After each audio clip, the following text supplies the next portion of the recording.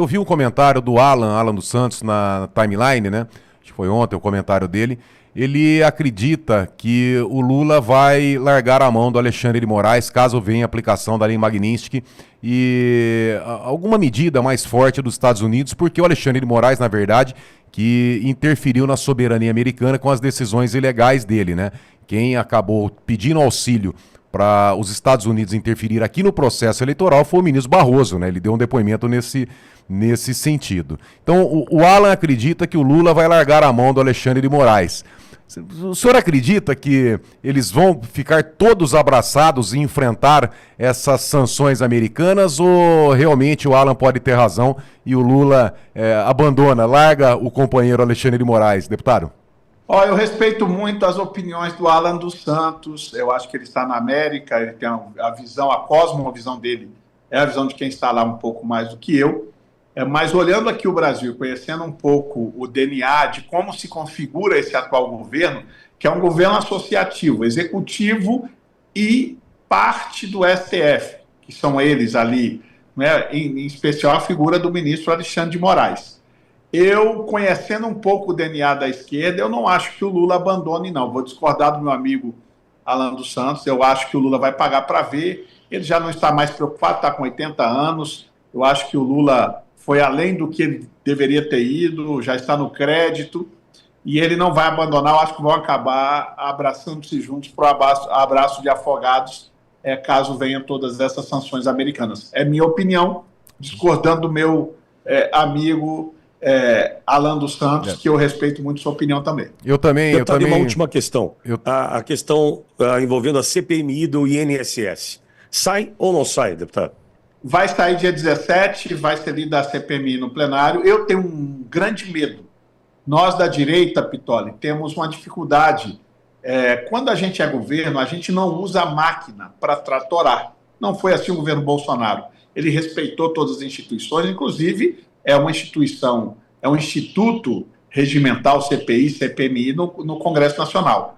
Nós nunca fizemos isso, inclusive fizeram o que fizeram quando o presidente Bolsonaro era presidente com a CPMI da Covid. Agora, a gente sabe que a esquerda não trabalha assim. Eles vão vir para dentro da CPMI, tentando monopolizar e inverter o discurso.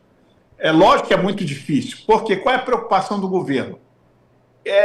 Por que o governo taxa a IOF, na minha avaliação? Para colocar uma cortina de fumaça no real problema que é o roubo dos aposentados. Por quê? Os aposentados, se você ler hoje a pesquisa da Quest, você vê ainda que a diferença do Lula para o Bolsonaro nas pessoas acima de 60 anos ela é bem menor do que na dos jovens.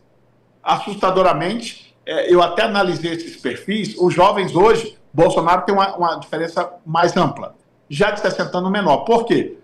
Porque o governo de esquerda consegue se comunicar ainda bem com os aposentados, os mais idosos, em especial aqueles que ganham menos. Só que o roubo dos aposentados é um rombo eleitoral do Lula incalculável. É por isso que eles estão tentando, de todas as formas, tirar da pauta da imprensa, da pauta nossa, essa questão da roubalheira que eles fizeram. E aqui que fique claro, este roubo dos aposentados, você tem que saber quem foram os beneficiados.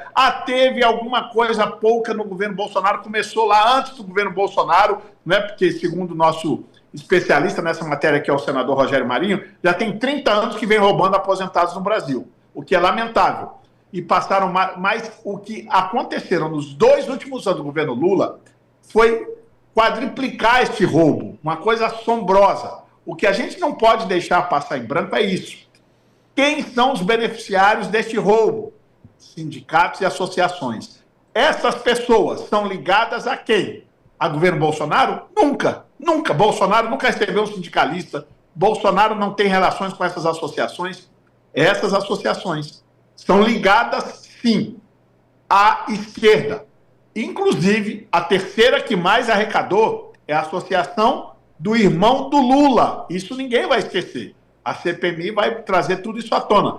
E a AGU decidiu poupar a CONTAG, que é a número 1 em arrecadação, e o Sindicato do Irmão do Lula, que é a terceira em arrecadação. Ora, já estão querendo cobrir e proteger os amiguinhos do Lula.